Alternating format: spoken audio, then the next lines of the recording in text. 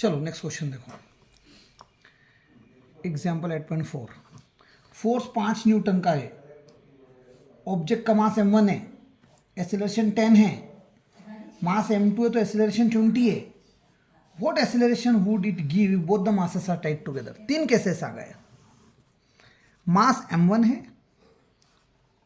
मास m1 है तो acceleration, मास m1 है तो एक्सेलरेशन कितना है 10 मीटर पर सेकेंड स्क्वायर। मास m2 है तो एक्सेलरेशन आ गया 20 मीटर पर सेकेंड स्क्वायर। ठीक है। फोर्स दोनों ही केस में 5 न्यूटन है। नहीं समझ में आई बात?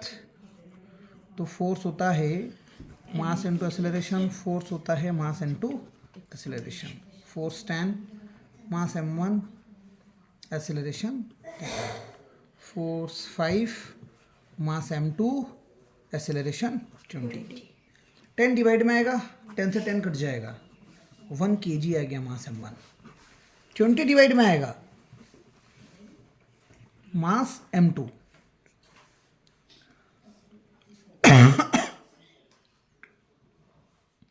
गलती कर रहे हैं कुछ। फोर्स कितना है यहाँ पर 5 लिखना था, सॉरी फोर्स कितना लिखना था 5।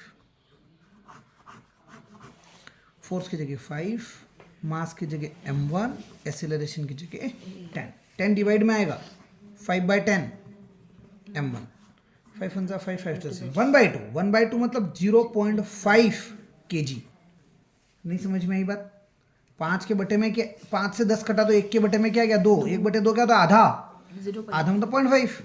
सिमिलरली 5 1 5, 5 4 20, 1/4, 1/4 मतलब 0.25 kg। ये मास m2 आ गया। इतनी बात समझ में आ रही है?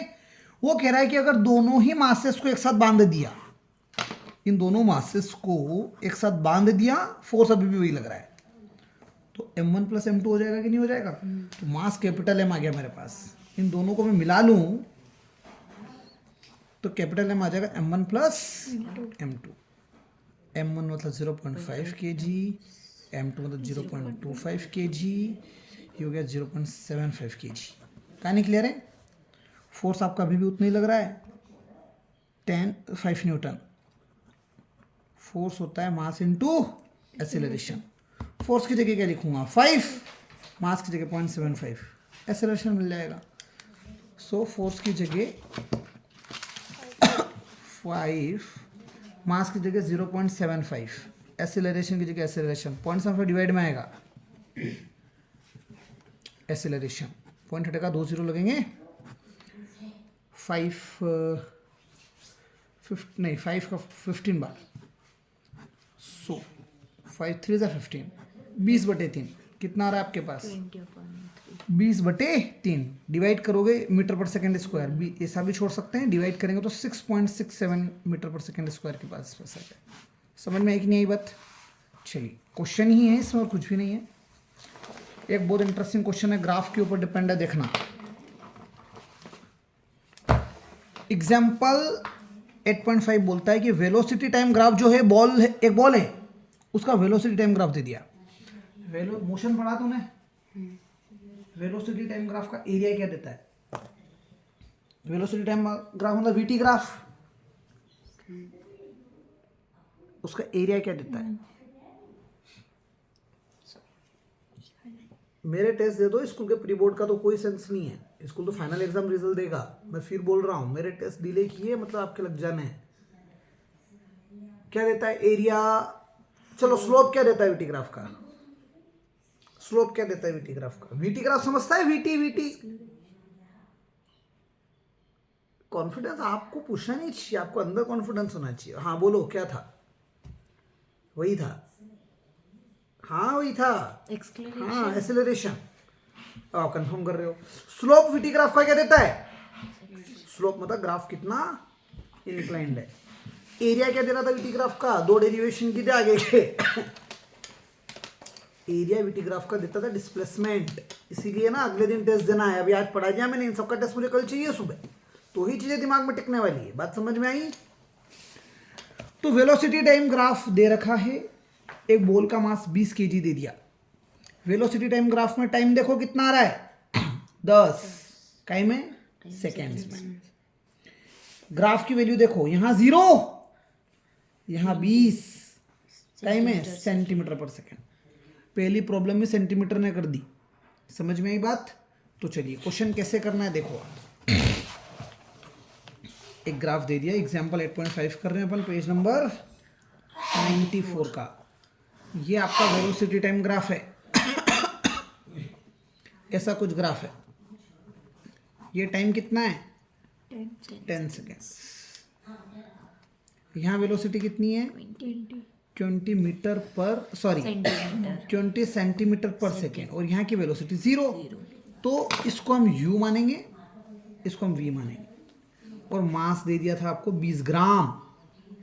सभी जगह प्रॉब्लम आ रही है, ग्राम नहीं चाहिए, मास को क्या में बदल लेना पड़ेगा केजी में। तो केजी में बदलने के लिए क्या करूं, केजी में बदलने के लिए क्या करूं, हाँ बोल, 1000 से डिवाइड। ग्राम को केजी में बदल रहे हो, 1000 से डिवाइड, ये केजी में बदल गया। सेंटीमीटर दिख रहा है, सेंटीमीटर को मीटर में बदलने के लिए 20 अपनी जगह, 100 मीटर पर सेकेंड। समझ गया आप मेरी बात। तो यहाँ पर एक्सीलरेशन, सॉरी निकालना क्या है, force. How much force does the table exert on the ball. Force होता है मास इनटू एक्सीलरेशन। फोर्स की जगह फोर्स, मास की जगह मास, v माइनस यू अपॉन में t। मास कितना 20 अपॉन में 1000। मास कितना है 20 अपॉन में 1000। किसी भी परिस्थिति में कल टेस्ट देना है, चाहे कल कोई भी पेपर हो। वेलोसिटी क्या है 20 अपॉन में 100 माइनस इनिशियल वेलोसिटी u 0 था, अपॉन में टाइम t 10 सेकेंड्स।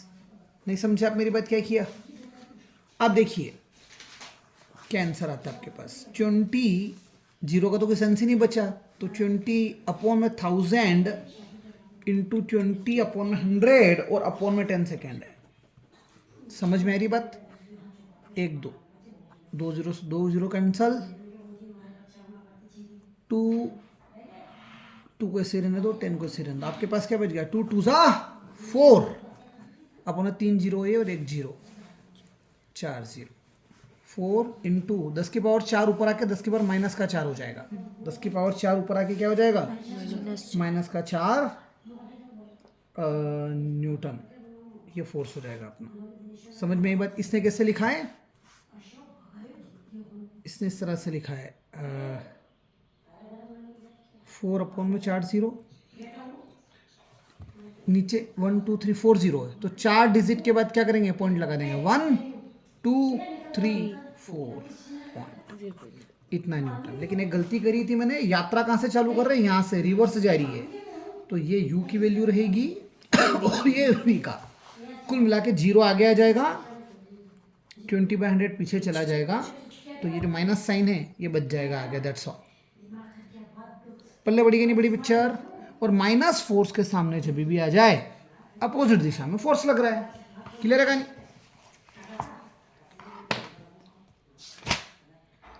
एक ये बोट वाला एग्जांपल दे चुका था मैं आपको, हाँ गया था अभी थर्ड लॉ में। एक एग्जांपल गन का है। बुलेट आगे जाती है तो गन को पीछे फेंकती है, इसलिए सोल्जर्स को कहा जाता है कि भैया गन थोड़ी यूं रखने का, कंधे पे, वरना हिट करेगी वो। ठीक है, आ जाए। इससे कुछ भी नहीं, न्यूमेरिकल सा सब पूरा चैप्टर हो गया। क्या क्या पढ़ लिया अपन ने, पहला लो, सेकंड लो, दूसरा लो, थर्ड लो, मोमेंटम, इंपल्स, इनर्शिया। 6 टॉपिक है और 6 टॉपिक पे न्यूमेरिकल्स है। आ जाए न्यूमेरिकल्स पे। क्वेश्चन है पहला, देखो एक कंसेप्ट है, कारपेट को बीट कर रहे हैं अपन, स्टिक से डस्ट, तो उसे डस्ट बाहर कैसे आ जाती है।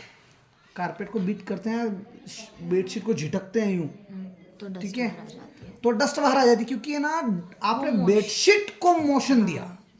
समझ में आई बात। तो डस्ट पार्टिकल तो वहीं रह गए, तो हमें डस्ट पार्टिकल बाहर इसलिए दिखते हैं कि वो उन्हीं की जगह है। बेडशीट ऊपर नीचे हुई उसको झिटकने पर। समझ में आ रही कि नहीं आ रही है बात। किसी हमें ऐसा क्यों एडवाइस किया जाता है कि लगेज जो है बस की रूफ पर उसको हम बांधें। अगर आप सामान को नहीं बांधोगे, बस के ऊपर सामान नहीं बांधोगे, तो क्या होगा, बस को रोकोगे तो बस मोशन में थी, सामान भी मोशन में था, ब्रेक लगाने पर बस रुक गई, लेकिन सामान अभी भी मोशन में रहना चाहता है, तो सामान आगे गिर जाएगा। बंधा हुआ रहेगा तो वो, चलिए क्वेश्चन ये है कि एक स्टोन 1 kg का है, थ्रो किया उसको 20 मीटर पर सेकेंड की वेलोसिटी से across the frozen surface of the lake. बर्फ जमी हुई है, किस वेलोसिटी से फेंक रहे हैं अपन उसको? बर्फ के सिल्ली पर फेंकना उसे, वो रुक जा रहा है after travelling a distance of 50 metre. Question ये कहना चाहता है कि कोई बर्फ की सरफेस है। ये क्वेश्चन नंबर 6 एक्सरसाइज का, पेज नंबर 97 पे। ये कहता है कि कोई स्टोन है, मास उसका है 1 kg,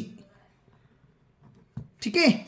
इसको आपने क्या किया, रुड़काया बर्फ पे, तो कुछ दूरी चलकर ये रुक जाएगा। यहाँ आकर यहाँ गया, यहाँ के रुक गया, और ये डिस्टेंस जो चला 50 मीटर चला।